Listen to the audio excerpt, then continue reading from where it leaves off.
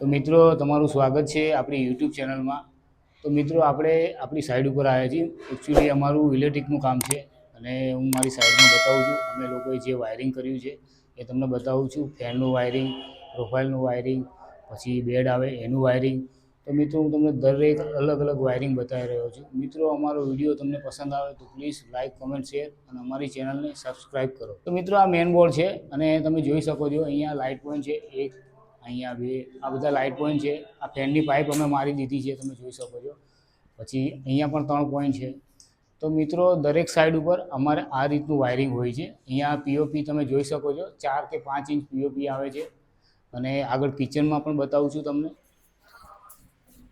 તો મિત્રો આ તમે જોઈ શકો છો અત્યારે કિચનમાં પથ્થર ટાઇલ્સ લાગી રહી છે અને અહીંયા સીલિંગમાં પણ બતાવું છું તમને। અહીંયા પ્રોફાઇલ આવે છે, અહીંયા 2 લાઇટ પોઈન્ટ આવે છે, જોઈ શકો છો તમે। અને અહીંયા પણ બતાવું છું તમને, અહીંયા 1, આ 2, આ 3, આ બધા ટોટલ પીઓપી આવે છે। અહીંયા પણ 4 ઇંચ પીઓપી આવે છે મિત્ર, અને આ એનું મેન બોર્ડ છે।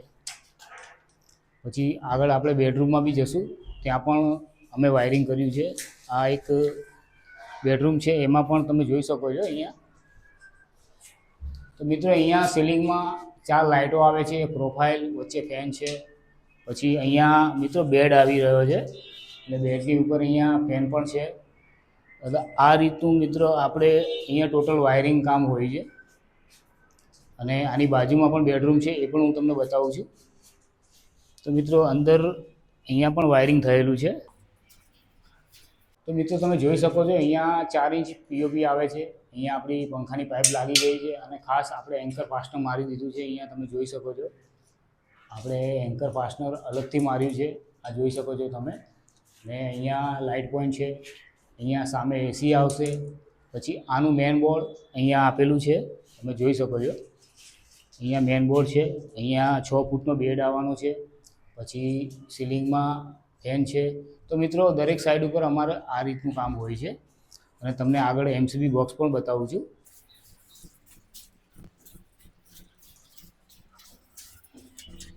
એનું મેન બોક્સ તમને બતાવી રહ્યો છું, આ એમસીબી બોક્સ છે મિત્રો। આ એમસીબી બોક્સ છે અને આની અંદર બધી એસપી નાખેલી છે, 1, 2, 3, 4, આ રીતે રૂમ વાઇઝ હોય છે। બેડરૂમ, હોલ, કિચન, એસી દરેકની અલગ અલગ આપેલી હોય છે અને બધાની મેન આ